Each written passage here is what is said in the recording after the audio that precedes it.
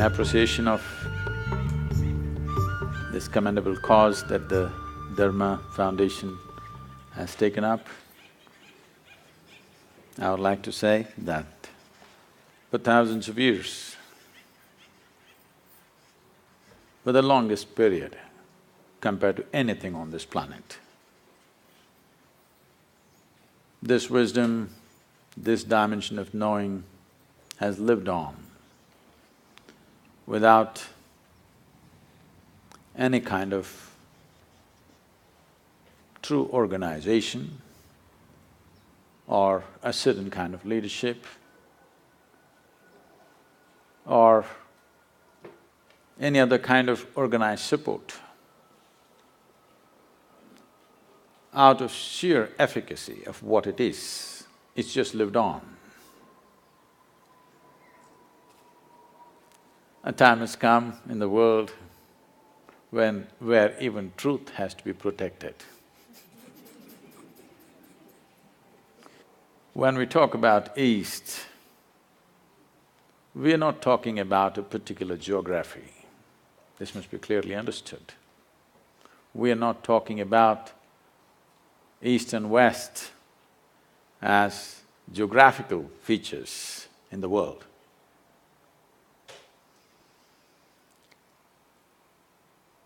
Any number of great minds in America have said things of great reverence and admiration for the so-called Eastern wisdom. Thoreau, one of the greatest minds America produced, went out to say, "Every morning I bathe my intellect in this stupendous and cosmogonal knowledge from the East. In comparison, all our modern world and literature is puny and trivial." I think Mark Twain went out to… probably gave out the best compliment to the East. When he visited India for a little over 3 months, he said, anything that can ever be done, either by man or God, has been done in this land. Any number of others, Oppenheimer, Walden, Emerson, any number of people have said many things. Why? Why is it important? Why is it important to preserve and nurture this dimension of life? The fundamental reason why it seems to be so significantly different is because it is not a product of human intellect. It is not deductions that we made out of our intellect. This dimension comes from a profound inner experience where there is no right and wrong, there is no up and down, just seeing things the way they are. And when we say dharma, we are not talking about a religion as modern translators went about interpreting dharma as Hindu dharma or whatever, another religion. Because they came from a mindset that everybody has to belong to some segment of humanity. They come from a mindset where humanity has to be divided one way or the other, because they come from the surface intelligence of human nature, which we call as intellect. Unfortunately, the modern societies, modern education systems have entirely dedicated themselves to the human intellect, completely ignoring other dimensions of intelligence which definitely exist within us. When you go by the intellect, the nature of the intellect is always to dissect and divide, because Intellect is essentially discriminatory in nature. And intellect functions always with a certain identity. If you have no identity, you cannot use your intellect. So with individual identities, either of race, religion, nationality, caste, creed, gender, when you apply your intellect, it'll split the world into many pieces. So the significance of what we are referring to as the spirit of Eastern wisdom is, it does not come from human intellect. It comes from a deeper dimension of intelligence within us. When I say a deeper dimension of intelligence, a simplistic way of looking at it would be, whatever you had for lunch today, if you had a piece of bread, over the afternoon, this bread is being transformed into a human being. You definitely cannot do that with your intellect. There's an intelligence here which is capable of making a banana into a human being. You definitely cannot do that with your intellect. A dimension of intelligence which is beyond thought process. Thought, or the product of intellect, is essentially always functioning from a limited amount of data that we have gathered. Now, what we call as Eastern wisdom is not coming from a limited amount of data that we have gathered either from the books or our life experience, but simply by enhancing our ability to perceive life in ways that the five sense organs cannot function. Why I'm talking about the five sense organs is all the data that you have ever gathered, which rests in so many aspects within you, which is the food for the intellect, comes from the five sense organs. In the very nature of things, sense organs cannot perceive the entirety of anything.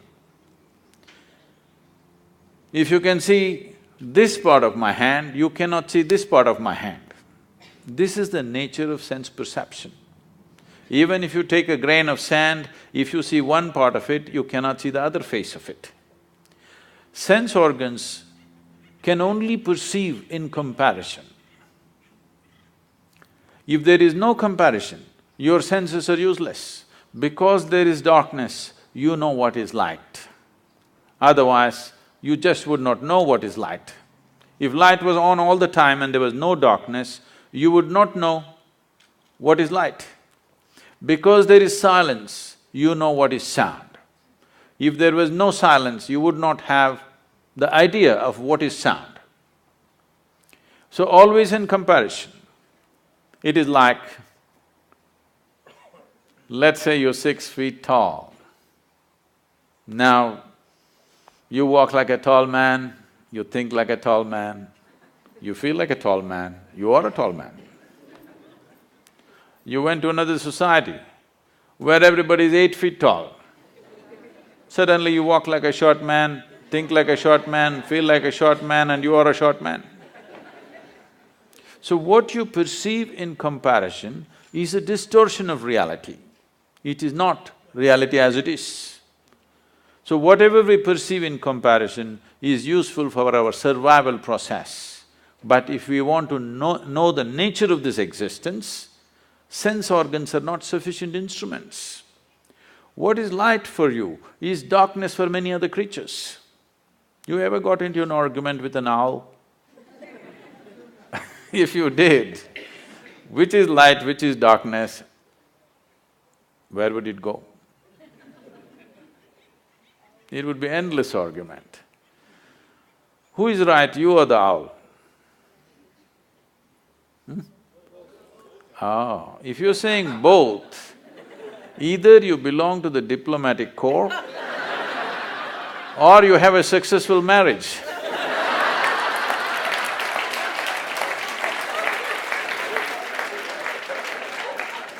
You have learned to say both for everything.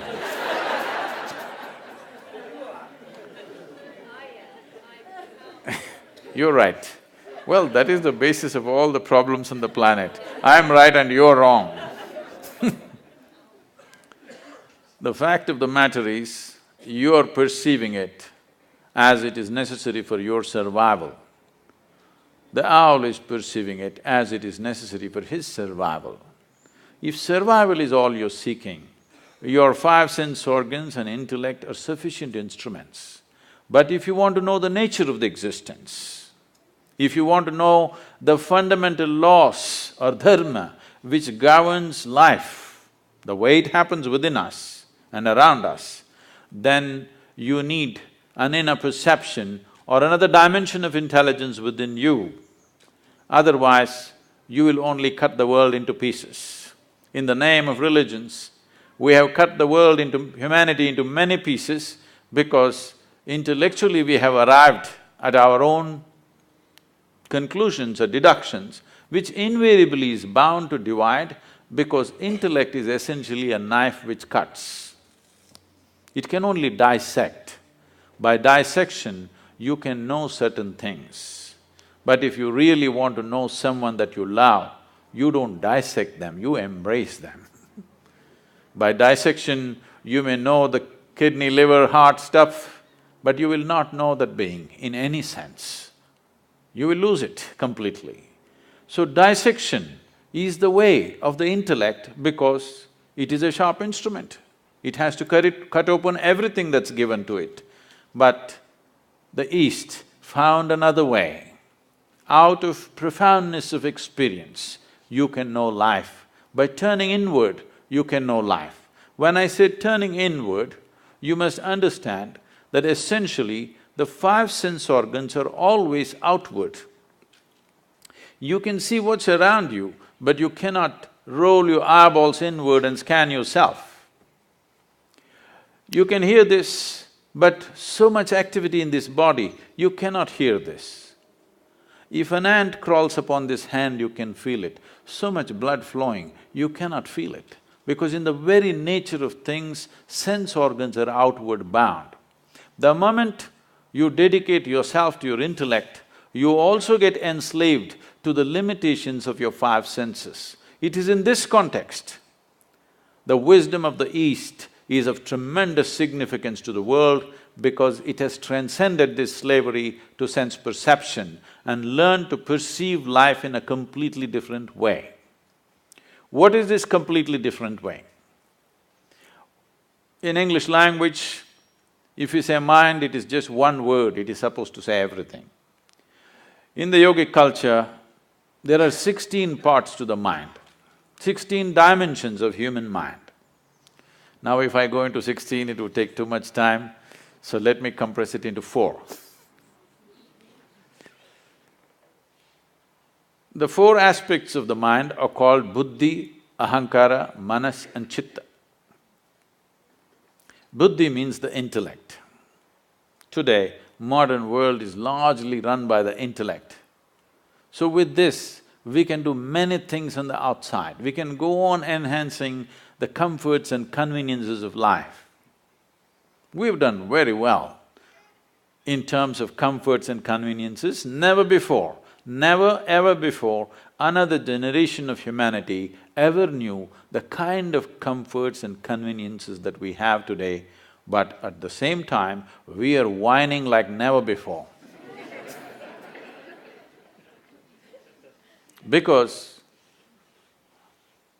as the comforts and convenience increase on the outside, as there is less to complain about what is happening around you, the emptiness of within echoes within you in a horrible way. When you're fighting for survival, when every day you are struggling to fix small things on the outside, you will not realize this. When outside is well settled, that is when you'll see how hollow life has become. The biggest question in the world, you will see in the next few decades is, what the hell are we doing here anyway? Because everything that needs to be fixed on the outside is done, now what? 7.2 billion people on the planet. But right now, gradually it's looming large. Loneliness is one of the biggest problems dogs are being tortured to fulfill human loneliness.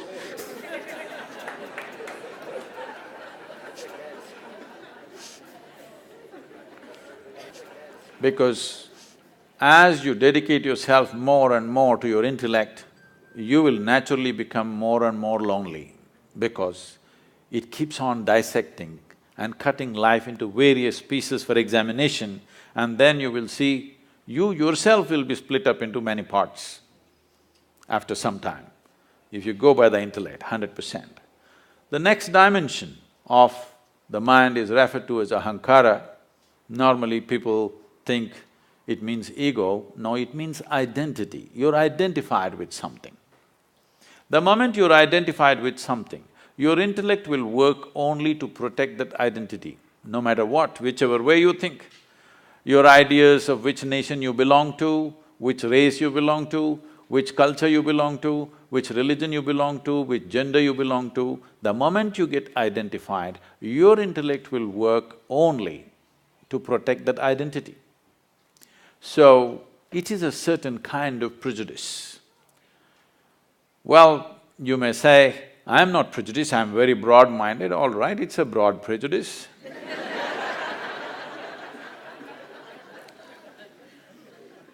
Because people are willing to live and die for what they're identified with.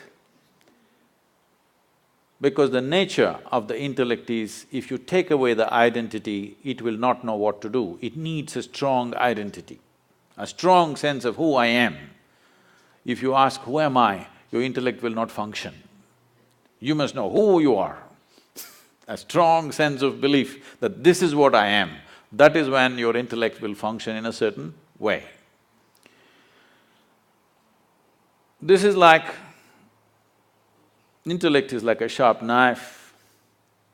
Ahankara or the identity is the hand that holds it. All the suffering on the planet, when was the last time that somebody stabbed you? Even though you're living in LA, I'm asking. When was the last time it happened? Never happened. Maybe when you were in school, somebody poked you with a pin at the most, or even that did not happen, they ignored you.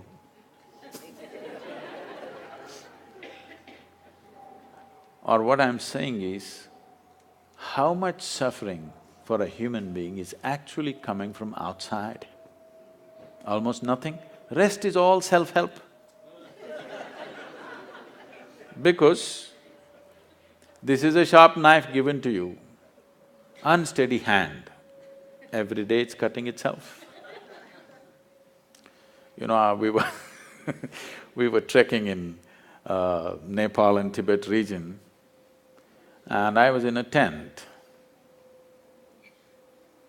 Someone was cutting an apple, and someone else, another person says, "This is a very sharp knife, be careful." It irritates me because such an obvious thing, you call it a knife only because it's sharp.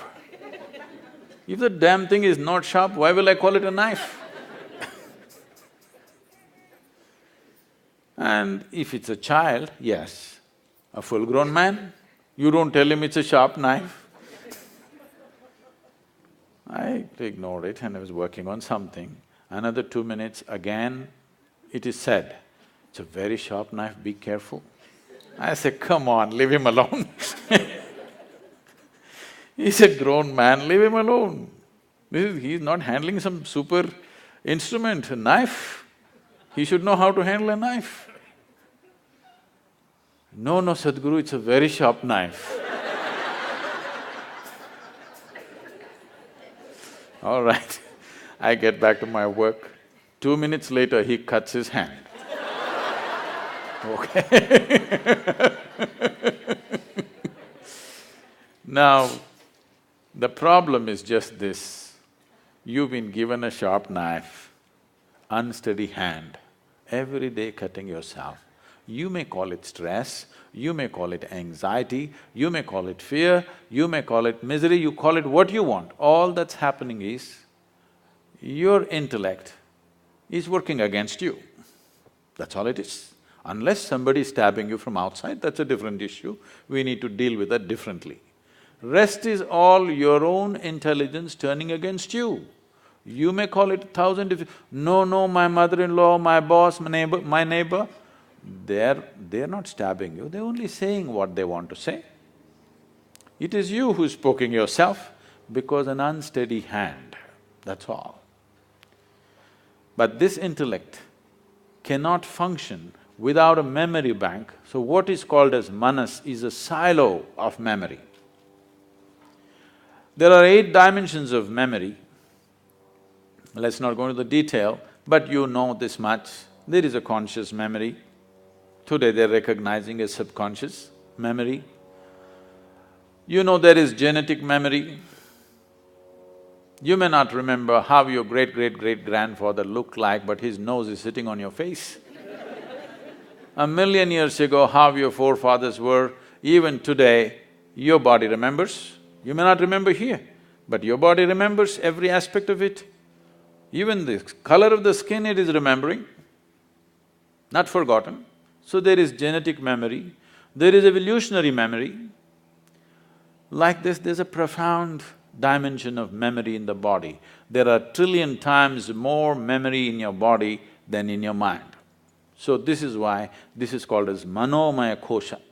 This is an entire manas, not in one place. Intellect may be up here, but the manas spreads right through the system. Every cell in the body has a memory of its own, has an intelligence of its own. Now the 4th dimension of intelligence is called chitta.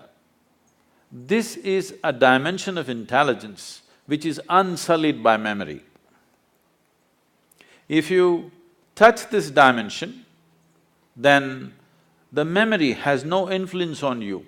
Your genetic memory, your evolutionary memory, your conscious memories, unconscious memory, subconscious memory, whatever kinds of memories you have, it has no influence on you. Or in other words, past cannot recycle itself through you. See, right now, you take on this form because of a certain memory, it's a certain software. If you eat, let's say you're a man and you eat a piece of bread, this piece of bread turns into a man. You're a woman and you eat a piece of bread, the same piece of bread turns into a woman.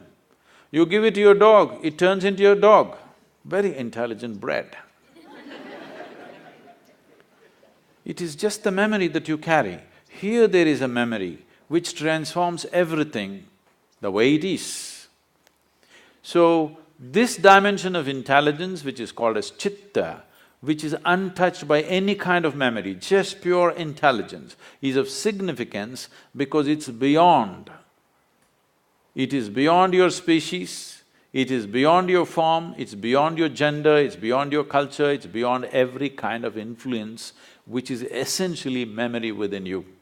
Maybe unconscious, but it is memory playing out in so many ways. As long as memory is playing out, what it means is, in India we say you're in a state of samsara.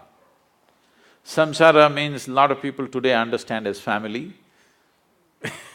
Samsara doesn't mean family, samsara means a cyclical life. You are in cycles of life. If you're in cycles or if you're going in circles, what does it mean? That means you're not getting anywhere. That's what it means. A cycle is nice, it gives you good exercise. This is like running on a treadmill. If you're seeking exercise, it's good. But if you want to go somewhere, it's no good. If you put your treadmill out here and keep running on it, morning becomes evening, fall becomes winter, winter becomes summer, everything will happen. Seasons will change, scenery will change, everything will happen. Only thing is you don't go anywhere. This is what samsara means. As long as you're functioning within the first 3 dimensions of intelligence, you are in a cyclical mode. It is all right to exercise yourself, but it's not good to go somewhere. So if you want to transcend the samsara nature of who you are or the cyclical nature of your existence, then you touch the dimension of intelligence which is referred to as chitta. Why the so-called Eastern wisdom is of great significance, why the dharma of the East is so significant and important is because this comes from chitta. This does not come from buddhi. This does not come from manas. This does not come from ahankara. This comes from chitta. And only that which does not come from your individual identity or individual memory, that can be truly universal. So for this we said, this is Sanatan Dharma. This does not mean Hindu religion. This is a very wrong conception. Sanatan Dharma means the ultimate law of nature. When we say nature, there is physical nature and there is an inner nature. There are two dimensions. For this, accordingly, we made two dimensions of laws. Physical nature is a changing thing. It's always in a process of change and a flux. But the inner nature is a constant process. So we made two dimensions of expression for this dharma called Shrutis and Smritis. One is always to be updated for every generation. Otherwise, two generations will keep on bickering and clashing. You have to update it. Another is eternal, it's always there. It's nobody's business to change it because it cannot be changed because the fundamentals of life has not changed. Based on this, an entire wisdom arose as to how to exist within you and how to operate around you. This happened in 1924. There was a bishop in the Orthodox Greek religion where, there's Orthodox Greek segment of Christians. They have a pope of their own in Istanbul. They believe they are the only true Christians. Others are all riffraff, according to them. So, he served this particular segment, which is very orthodox and rigid. Being in Istanbul, being on the Silk Route, all kinds of stories of Indian mysticism kept wafting across the Bosphorus. So, he has a longing to go to India and see a real yogi or a mystic. But being a man of cloth, he could not choose where to go and where not to go. After he passed 60 years of age, when he semi-retired, he got an opportunity and went to India and came to southern India. So his desire is to meet a real yogi, not a book yogi, not a studio yogi, but a real one. So somebody directed him and said, go up this hill, there in this kind of place, there will be one yogi. So he went up. Well, he's not made for the mountains, he went huffing and puffing up, and then he found in front of a small cave, a yogi was sitting, eyes closed, totally blissed out. He went there and he has been told that if you see a Indian yogi, you must prostrate. Well, he was not made for that, but he somehow managed, huffed and puffed and sat down. Hearing this commotion, the yogi opened his eyes and smiled. Immediately the bishop looked at him and said, can I ask you a question? The yogi said, by all means. The bishop asked, what is life? This is after 60. You should have asked this question when you were 8, at least when you're 16. 60, but what to do, better late than never. He asked. Then yogi laughed and went into raptures. Oh, life is like the fragrance of jasmine upon gentle spring breeze.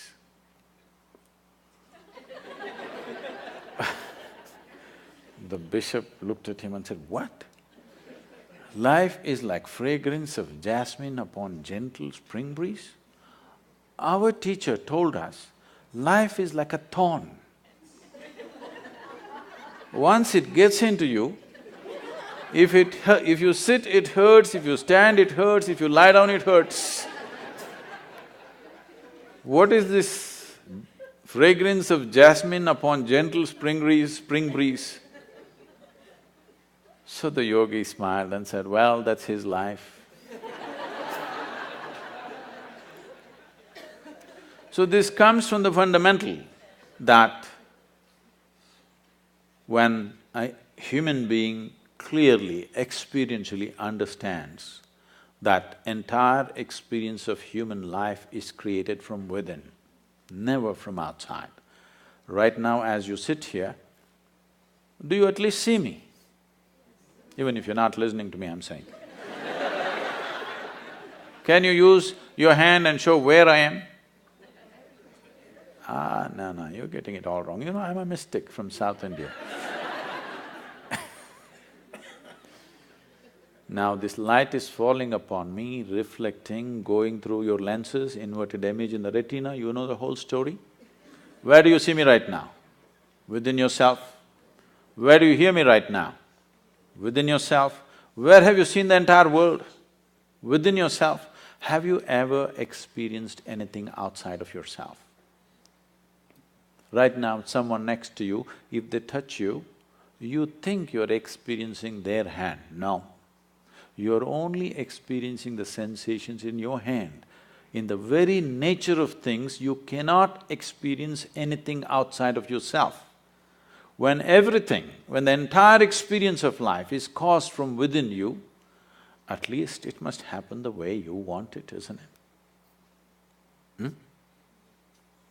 The world will not happen the way you want it.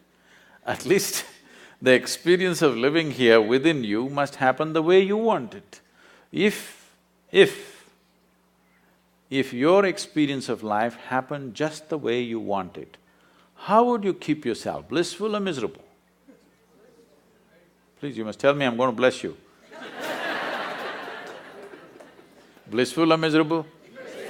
For yourself, definitely highest level of pleasantness for yourself. What you want for your neighbor may be debatable, but you know what you want for yourself, isn't it? Now, blissfulness or pleasantness of life is not a goal by itself. It is only when you're blissful by your own nature. That means you determine the nature of your experience. No matter what is the situation, you determine the nature of your experience.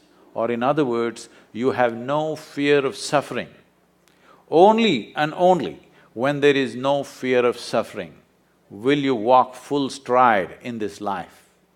Otherwise, it's always about what will happen to me, what will happen to me. Every step is a half a step.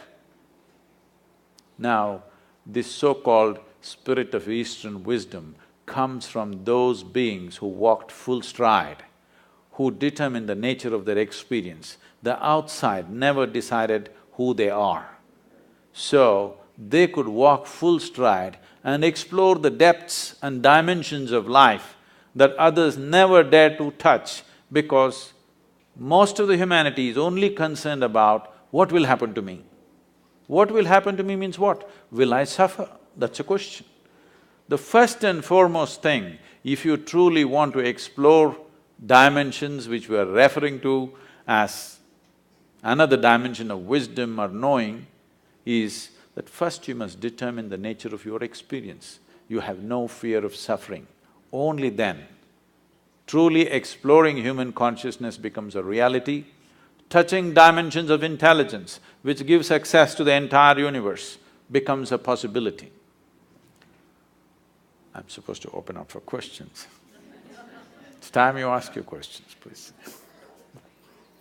The population I work with that are in the verge of homelessness or they're addicts, if I tell them that it is your intellect and it's your perception and this doesn't exist, they will laugh at me because it definitely exists. Must, because it's the dumbest thing to say. Right. So I wanted to know the spirituality that you teach, the spirituality that many gurus teach, how is it usable for someone that doesn't have food to eat and it's going to become homeless, and there's so many problems, especially in America. I mean, of course I teach them resiliency, it's a different fact, but every time I want to open my mouth and use some of your teachings, I have to step back. Now, the first problem is that you believe in the teachings, because this is the problem with the entire world. They've been cultured in some belief or the other. This is what is significant about what is referred to as Sanatana Dharma or what is referred to as the Indian way of looking at things is, this is not a land of belief systems, this is a land of seekers. Never ever were anybody encouraged to believe anything. If you see anything that comes from that land, you will see it is all about questions, never about a belief system. If you enter an Indian home, in the same house, 5 different people are worshipping 25 different gods and goddesses. They're still not made up their minds, which is… and they have no problem, they'll never fight about it because it's a land of seeking. So, first mistake you make is you believe what I say. I am constantly reminding you, don't believe a goddamn thing that anybody says. But don't be foolish enough to disbelieve it either. All you have to do is experiment with it. Does it work or doesn't work? If it works, you keep it, otherwise rubbish it, what's the problem? Now, about somebody being hungry, somebody being homeless, somebody being in a war zones, all kinds of horrible things are happening on the planet. I am not ignorant of it. Anyway, you said living in a temple. I am not living in a temple. I am more of the world than you are. Every day, I want you to understand, I am running a volunteer organization with over 4,000 full-time volunteers and over 3 million part-time volunteers doing variety of work, huge projects, over a dozen businesses and the spiritual movement, okay? Now, I want you to understand, more things are going wrong with my life on a daily basis than anybody's life. Now, when a man is hungry, if you try to tell him, your intellect is the source of your problem, it's obscene. It's obscene, it's nothing short of that. I never spoke to hungry people and said, your intellect is the source of the problem. I'm talking to people who are bulging in so many ways. In their head and in their body, they're bulging. I'm only talking to that segment of the population. Those who are not fed well, I'm doing social projects with them with nourishment, education, health, all for free. Will I ever go and talk to a starved man in an Indian village and tell him, your intellect is the basis of all your problems? What makes you think that I'm that stupid? Do I look like that? So you also don't do that. This is for you. You need to understand this. There are a million problems on the planet. All these million problems are essentially because those who are reasonably well have never cared to reach out and do what needs to be done in the world. In many ways, they're making sure those people don't get it. Yes. In the year 2012, we have produced enough food for 18.2 billion people. We had only 6.6 billion people in that year. But still, 50% of the population is malnourished and hardly eaten anything. This is not because there is no food, because this is because you and me have not cared, isn't it? So, is it true? Is it true nobody stabbed you in the last 25 years? Yes. But is it also true you're suffering various things of tension, stress, anxiety, this, that? Is it a product of your mind or somebody else poking you from outside? It is your reaction to the existential situation outside. Instead of doing what is needed, what you see is when you see something wrong happening or when you see some suffering or something comes your way, you decide to poke yourself. This is about incapacitating yourself. Instead of seeing when there is a problem, you need empowerment, not incapacitating yourself, isn't it? I'm talking about empowering you so that your damn intelligence functions for you, not against you. The moment your intelligence is working against you, no God in the universe is going to help you and can help you. Yes, if your intelligence is turned against you, you are a finished case. So I'm saying, first let your intelligence work for you. If it works for you, there are many miraculous things that you can do for all those people who have still not eaten properly, for whom basic things have not been taken care of. That's our business, because somehow we've landed in a place where you and me are at least eating well. Once we are in such a privilege, we must use our intelligence to see what is the best thing we can do in the world, not sit here and twist yourself out. I'm saying don't twist yourself out. If you are joyful, naturally you will do the best things you can do. If I meet you when you're very happy, will you be nice to me? No. I don't believe that. When you're very happy, if I meet you, I'm sure you're a wonderful person. But when you're depressed, when you're unhappy, when you're frustrated, if I meet you, you could be a nasty person. This is true with every human being, isn't it? So the first and foremost work that any human being has to do is that you make this into a pleasant piece of life, so that you naturally exude this pleasantness in every possible way. If this is feeling unpleasant and you tell this one to be pleasant, is it going to work?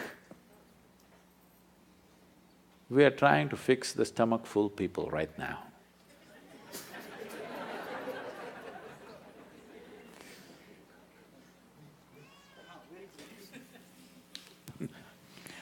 It was a pleasure listening to you, unbelievable. But my question is, what can I do so that I can acquire your skill of clarity?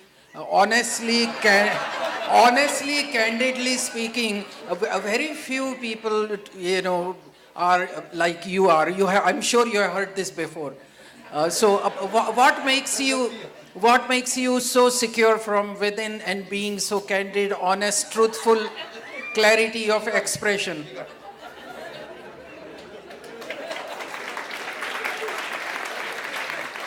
I didn't know that's a popular question.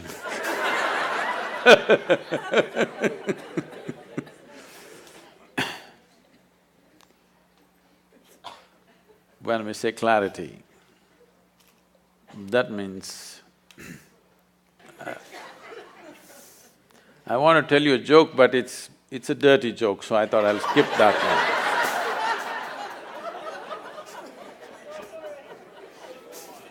one. No, I'll come with something milder,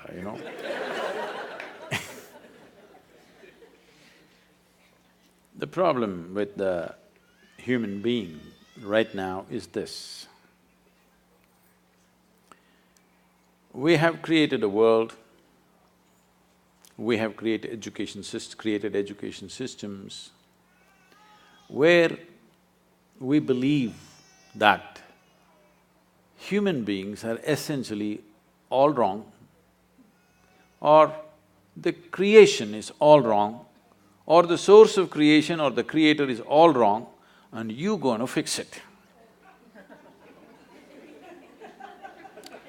This is a convoluted idea. Instead of paying attention to life, we are coming up with philosophies and philosophies and philosophies. Philosophies are fantastic explanations to that which cannot be explained. If you want to know life, you must pay attention to life, isn't it?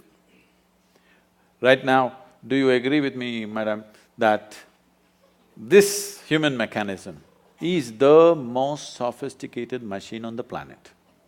Do you agree with me? Are you a doctor? Yes. Yes. So, this is such a complex machine, this is the supercomputer, all right? I'm asking, have you bothered to read the user's manual?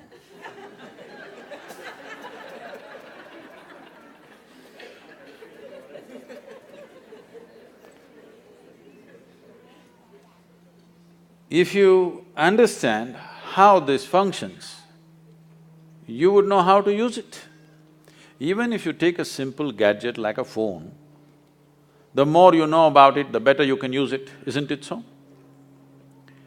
You have definitely, coming from India, you've definitely been bombarded with this thing about realization, self-realization. Let me put it in very simple terms. What self-realization means is, first of all, what the word realization means. Realization is not an achievement, it is not an accomplishment, it is just realization. That means something that's always here, you just manage to see it now. That means you were stupid all your life. Just now you saw it. You did not invent something new.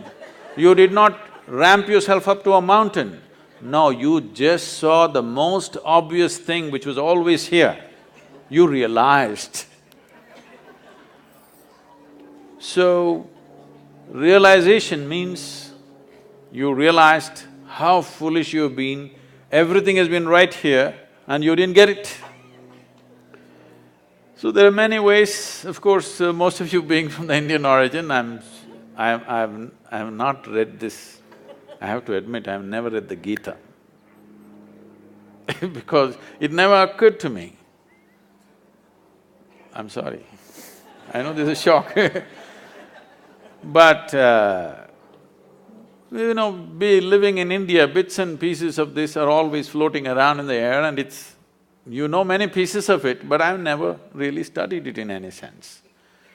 So when, in a certain moment, when Arjuna asked, what is the nature of this truth that you're talking about? Where is it?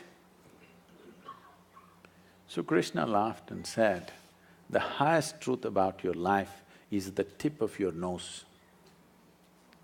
Now there are many schools of yoga intensely focusing on the tips of their noses. Please try it for 2 minutes, you will get a headache. You will not get enlightened.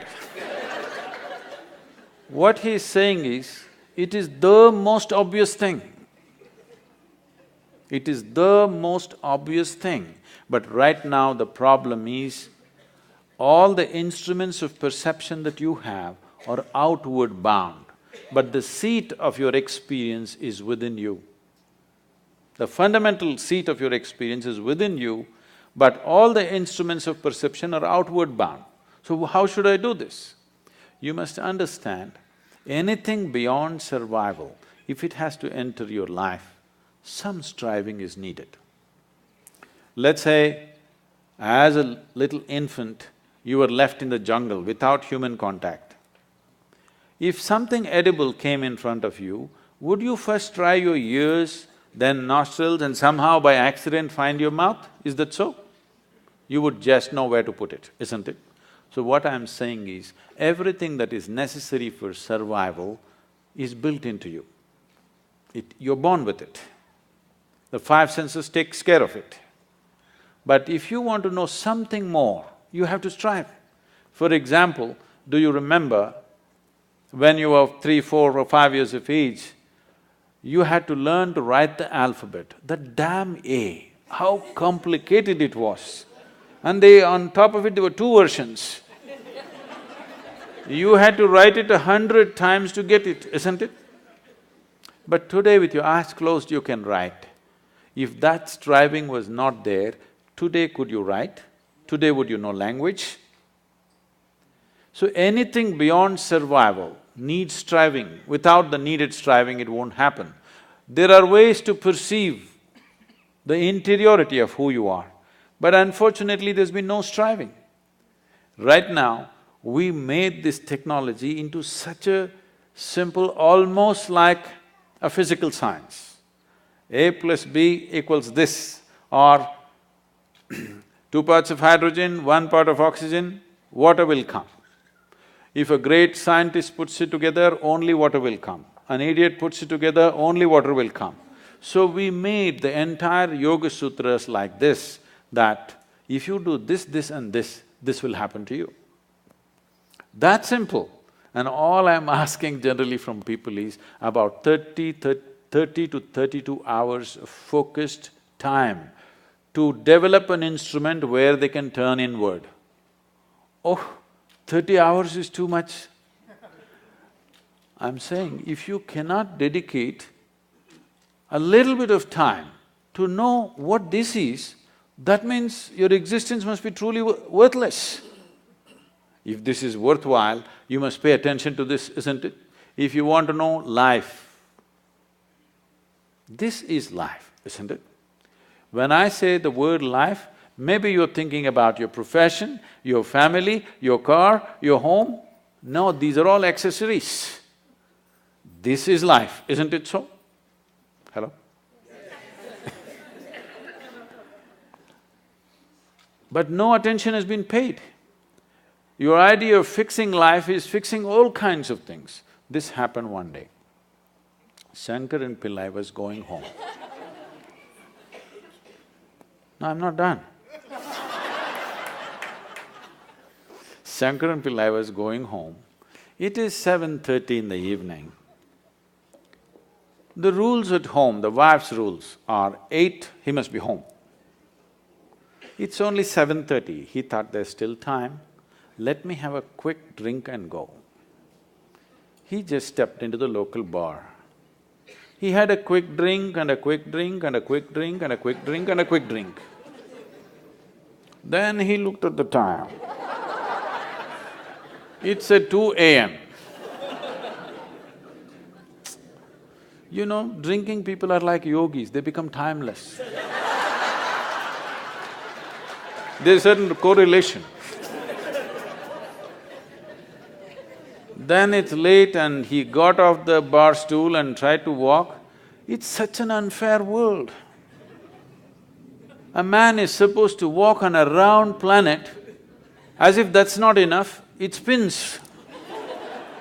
You notice that the planet is round and it's spinning only when you had a few drops more, or a few drops are missing between your 2 ears. Either you're drunk or you have a vertigo, then you notice the planet is round and spinning. Otherwise, you think it's flat and you're going on fine. So with great difficulty, he was walking sideways and trying to find his way home. He was crossing a garden and he flipped over and fell face down into a rose bush. His face became a mess. Then he somehow reached home and you know, these keyholes are so minute, it took 20 minutes to find the keyhole. Then he found his way up to the bedroom and then he went into the bathroom and he looked at his face, it was a real mess. Then he opened the medicine cabinet, took out medicine, plaster, band-aid, fixed himself up and slowly crawled into the bed. Fortunately, the wife is a big sleeper. He slept. Morning 8 o'clock, the wife took a bucket full of cold water and splashed it on him. Water boarded, he woke up. Said, why, it's only a Sunday. She said, you fool, again drinking? He said, honey, 6 months ago I promised you, since then I haven't touched a drop. She grabbed him by the shirt and took him into the bathroom and showed him all the plaster was on the mirror.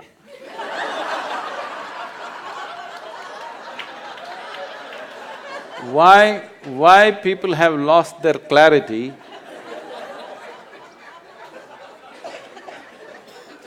Why people have lost their clarity is only because of this, that if there is any suffering here, they think this one should be fixed.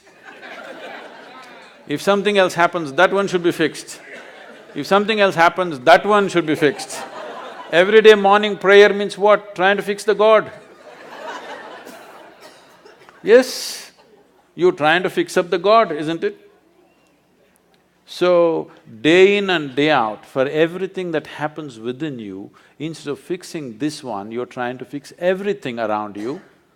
No wonder you'll be confused. We've fixed the planet sufficiently, at least in this part of the world. If you fix it anymore, there'll be no planet left. But are people bursting with ecstasy? No. So because Clarity has been lost simply because of this.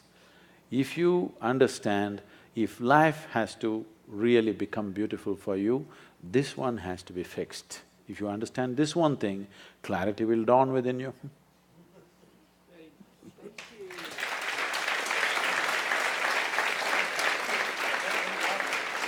I actually have a question on chitta. How can you tap into chitta, which is what you said, memory with no effect and the ability to break through cycles? Right here you want to do that?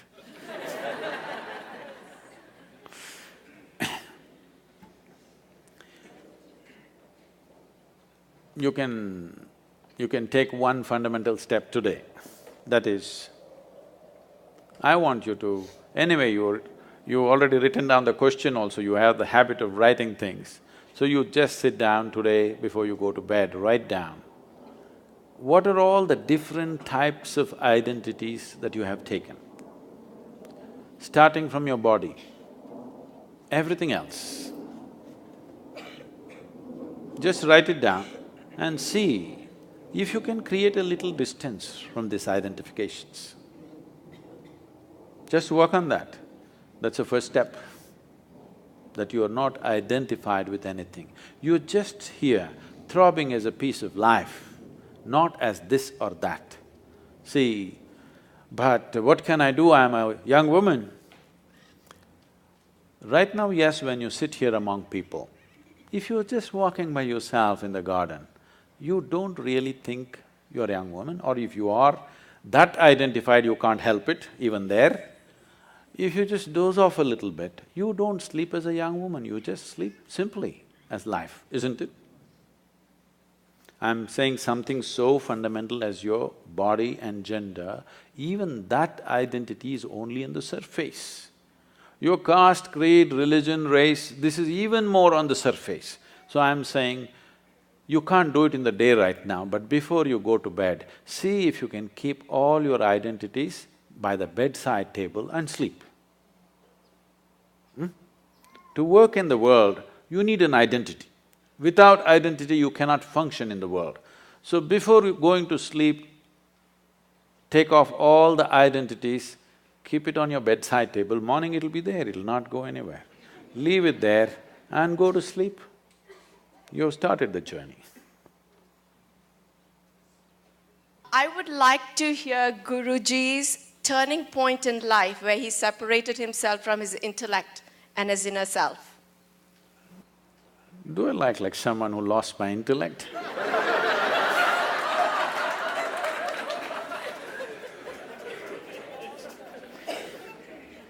I didn't think that I was coming out so dumb.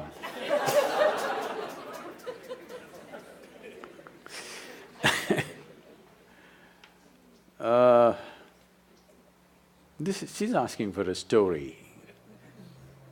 You want a story? Okay. One must understand, it's a process that you set forth. This started happening to me when I was just around 4.5 years of age. I suddenly realized one day that I don't know anything. I don't know anything means I don't know anything at all. To such an extent, if somebody gives me a glass of water, I would not know what is water. I know if I drink this water, it'll quench my thirst and different ways of using it, I know what to do with it, but I don't know what it is. Well, actually, if you look at it, even today, you don't know what it is. It's the only substance present on the planet in all three different states. 3/4 of the planet is water, nearly 3/4 of your body is water. If you're looking for life, you look for a drop of water. There's a lot of excitement, they found a few drops on the Mars. I think people from California need to migrate.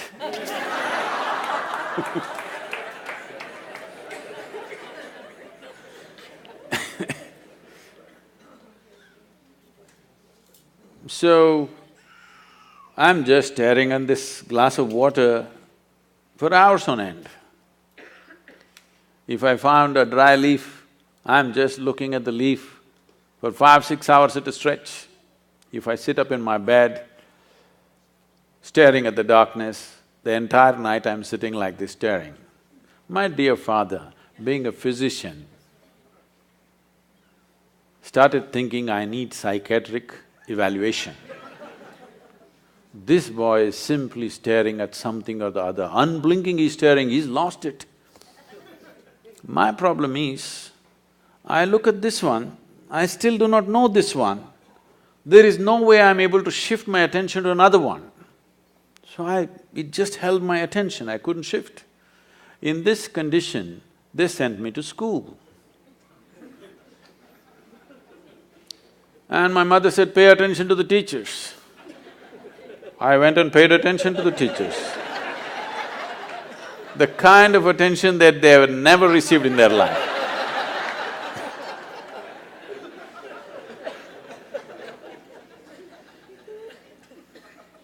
And initially I understood the words that they were speaking and what they were trying to say. After some time I realized, they're just making sounds. I'm making up the meanings in my head. Even now, as I speak, I'm only making sounds, you're making up the meanings, isn't it? Because language is a conspiracy between two people. If you have a conspiracy, what do? The Indians, you speak in your language. In India, we have this advantage, we have 1300 languages in the country, we can have lots of conspiracies going because we'll speak in our own language. Actually, I'm only making sounds, isn't it? You're making up the meanings. So when I realized I'm the one who's making up all the meanings, I stopped making the meanings. Then I just heard the sounds with full attention. See, this is the problem with most people. The moment they don't understand, they think they need not pay attention. What you do not understand needs more attention than what you understand, isn't it? So as I watched teacher after teacher coming in and making noises and noises and noises and going, it became very amusing to me and a huge smile spread on my face. They were not at all amused. My schooling went like this, very consistent. Because I remember this so well. I don't know if you still have this. You still have those monthly tests and report cards that your parents have to sign and your children have to get it to you, stuff like that? So, monthly report cards come. I see in the school, some children are strutting around because they are first or second. Some are sitting and crying because they're afraid to go home with their marks card. Never once in my entire school life did I ever open and see. The teachers gave me the card, I took it and gave it to my father. I thought this is a transaction between the two of them. I had nothing to do with this. Because I was very consistent, I always got 6 zeros. Because I always gave an empty paper. If they insisted, I put my name on it. Otherwise, I gave an empty paper, as a rule. When the final exam came, I wrote something and went to the next class. Otherwise, all my tests I got 0, 0, 0, 0. Because million things, I have a billion questions in my mind about everything.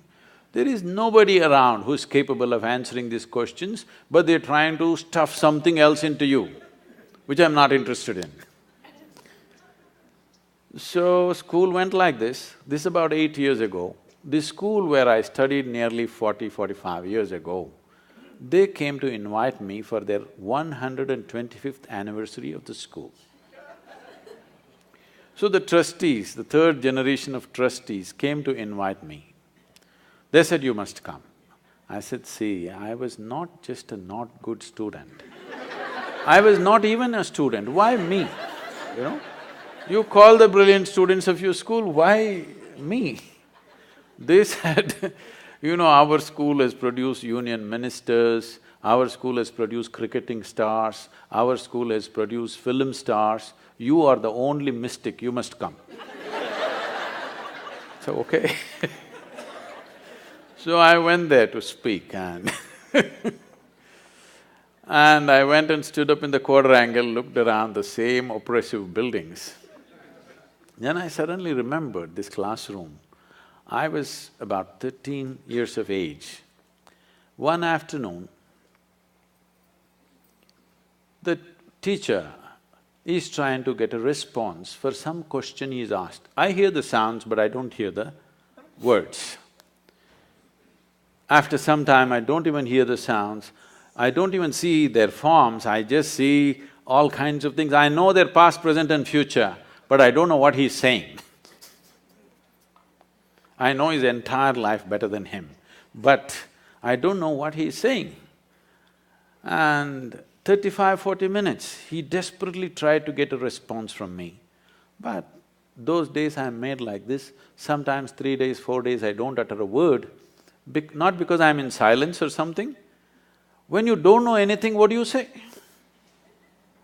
This I do not know anything has grown to such a size, it's like, my mind is billions of questions, simply. I have a question mark about everything in the universe and not a single answer. So then, after 35–40 minutes, he got so frustrated. He came and held me by the shoulders, shook me violently like this, and he said, "You must either be the divine or the devil. I think you're the latter." I did not feel abused by this or insulted by this. Till then, my problem was, what is this, what is that, what is that, what is that, what is that? One thing was clear to me, this is me. Suddenly this guy confused me about this also. Suddenly I look like this, what am I? Am I divine, am I devil, what the hell am I? He just confused me for the first time, I thought this was clear. So I tried to stare at myself, it didn't work, so I closed my eyes. Initially minutes to hours it went on. One day I closed my eyes and sat. I thought I sat there for 25–30 minutes. When I opened my eyes, there's a huge crowd around me. India being what it is, there are garlands around me, around my neck, people are pulling my legs. They want to know, well, somebody wants to know about his business, somebody wants to know when his daughters will get married. I said, what the hell, where did you all come from? They said, you've been sitting here for 13 days. In my experience, it was only 25–30 minutes. When I tried to open my legs, my knees were stuck. It took almost an hour and a half, putting hot water, massage, everything to get my legs straightened out. Otherwise even I wouldn't have believed it, but 13 days had passed. In my experience, it just felt like 25–30 minutes. And suddenly, what is inside, what is outside, everything got mixed up. Clearly till then, I was very clear, this is me, that's you, all right? I had no issue with that one, but this is me and that is you. Suddenly, this idea of what is me and what is not me got all mixed up because what is me was just everywhere. Now, this looks like a hallucination and that's what I thought. I thought I'm just losing, going off my rocker. I'm just losing my mind. But every cell in my body is bursting with ecstasy. One thing I know is I don't want to lose it. It may be madness, but I don't want to lose it. So right now, my whole effort with life is to just rub off that madness on you. You should also know the ecstasy of being alive. Right now, you know the torture of your intellect. You must know the ecstasy of being alive. You are a piece of life. Rest is all arrangements. Yes or no? Why did you make these arrangements? To enhance your life. No. You made these arrangements mainly to enhance this life. You thought with education your life would enhance itself. With money, it would enhance itself. With marriage, it would enhance itself. With children, it would enhance itself. Now you started the question, this, I wanted to come and meditate, but my family, my children, da-da-da, as if it's a problem. These are accessories that you added to enhance your life, not to put your life down. Yes? Every arrangement that you made is about enhancing this life, isn't it? If this life could be enhanced from outside, you would have done it. But this is a realization for you that life cannot be enhanced from outside. Arrangements will bring convenience and comfort. It'll take care of things for us, around us, but it cannot enhance. If you want to enhance that life, you have to turn inward. If you really care for people who are with you, your family, your children, the foremost thing that you need to do is, you have to enhance this. Because what is the damn best thing that you can do to people around you? That you are a wonderful human being. There's nothing better you can do to them.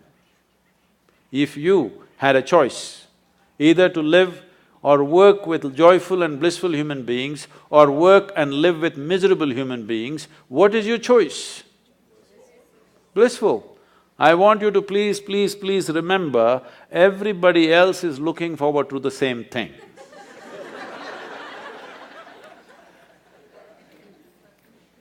You think other people want miserable people? No, please just give them that much, that you're a joyful human being. Thank you very much.